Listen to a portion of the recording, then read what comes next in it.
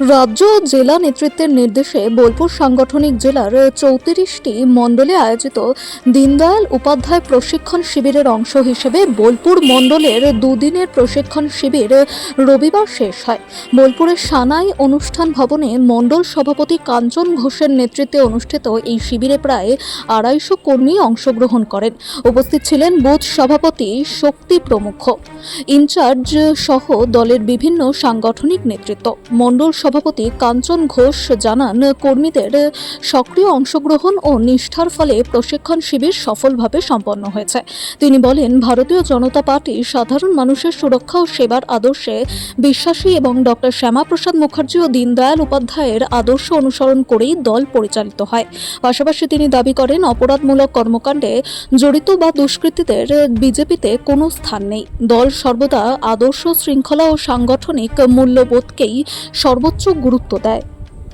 দেখুন, আমাদের রাজ্য থেকে নির্দেশিত এবং জেলার মারফত আমাদেরকে আদেশ দেওয়া হয়েছে যে প্রত্যেকটা মণ্ডলে আমাদের এই প্রশিক্ষণ শিবির মানে পণ্ডিত দীনদয়াল উপাধ্যায়জির মহা প্রশিক্ষণ অভিযান আমাদের চলছে এবং সেই হিসাবে প্রত্যেকটা আমাদের বোলপুর সাংগঠনিক জেলার 34টি মণ্ডলে এই কার্যক্রম কিন্তু হয়েছে বা আজকে সম্পন্ন যেমন আমার হলো, আরো আগে হয়েছে, এটা চলছে। তো এই মতো অবস্থায় আজকে আমাদের দ্বিতীয় দিন ছিল, শেষ হয়ে গেল এবং আমাদের যে কার্যকর্তারা যে টিম আমরা করেছিলাম এই অনুষ্ঠানের জন্য, তারা খুব সুন্দর কাজ করেছে এবং খুব সুসম্পন্ন হয়েছে এটা সুন্দরভাবে। কতদিন ছিল এইটাতে? আপনার মোটামুটি তো বলবো না, আমাদের সব সাংগঠনিক ব্যাপার আছে, গুণাগুণটি। এবার কিছু হচ্ছে কি, কেউ উৎসাহিত হয়ে উৎফুল্ল হয়ে চলে এসেছে, আগেও একটু নিচে হয়েছে, তারপরে ভলেন্টিয়ার্স ছিল, সব নিয়ে মোটামুটি 250 মতন আমাদের এখানে বুথ প্রেসিডেন্টরা ছিলেন, 107টা বুথ প্রেসিডেন্ট ছিলেন, শক্তি কেন্দ্র প্রমুখ ছিলেন, তারপরে ইনচার্জ ছিলেন ওয়ার্ডের, তারপরে লিডাররা ছিলেন এবং আমাদের জেলার নেতৃত্বে যারা আমার যারা ঊর্ধ্বতন কর্তৃপক্ষ যারা আছেন, তো তারাও ছিলেন এবং তারা আমাদেরকে এই শিক্ষায় শিক্ষিত করলেন। বিভিন্ন বক্তারা তাদের বক্তব্যের মাধ্যমে আমাদেরকে শিক্ষা দিলেন এবং খুব সুন্দরভাবে এই শিবির আমাদের সুসম্পন্ন। ভবিষ্যতে কি আর হবে? হ্যাঁ, শিক্ষার কি শেষ আছে নাকি? শিক্ষা স্কুল একবার হয়, পরীক্ষা কি একবার হয়? স্কুল একবার হয়? বারবার তো স্কুল যেতে হয়, বারবার পরীক্ষা হয়।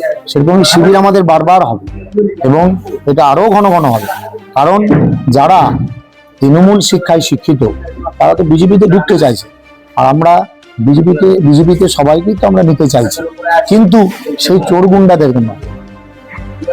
গুন্ডাদেরকে নয়, সেই অত্যাচারিত, সেই উৎপীড়িত যারা ছিল, যারা তৃণমূলের হয়ে বিজেপির লোককে মারধর করেছে, সব করেছে, তাদের জন্য তো এই পার্টিটা নয়। এই পার্টি হচ্ছে ভারতীয় জনতা পার্টি, সাধারণ মানুষের সুরক্ষা, সাধারণ মানুষের যে অধিকার, এবং সব থেকে বড় যেটা হচ্ছে আমাদের ডক্টর শ্যামাপ্রসাদ মুখার্জি, যাকে আমরা ভারত কেশরী উপাধি দিয়েছি, এবং আমাদের দীনদয়াল উপাধ্যায়জি, পণ্ডিত দীনদয়াল উপাধ্যায়জি, যিনি আমাদের আছেন, এই দুজন, এনাদের নীতি আদর্শ নিয়ে, আমাদের সংস্কার নিয়ে এই দল চলে এবং তারই প্রশিক্ষণ শিবির। আমাদের বিজেপিতে পড়তে গেলে, বিজেপি পার্টিতে থাকতে গেলে কি নীতি আদর্শ মেনে চলতে হবে, কিরকম সংস্কার থাকতে হবে। মদ মাতালি গুন্ডা তো আর আমাদের বিজেপি পার্টিতে আসতে পারে না। চোর যারা চুরি করেছে তারা এই বিজেপি পার্টিতে আসতে পারে, কারণ মানুষের উন্নয়ন, মানুষের কল্যাণ তখনই হবে যখন সে নিজেই ভালো মানুষ হবে। একটা নেতা সে নিজে যদি ভালো না হতে পারে, সে কি করে পরিষেবা দেবে? এই জন্যই আজকে এই সমস্ত বিষয় নিয়ে আমাদের শিবির, এবং সেই শিবিরে আমাদের সমস্ত কিছু আলোচনা হয়েছে এবং খুব সুন্দরভাবে আমাদের হয়েছে।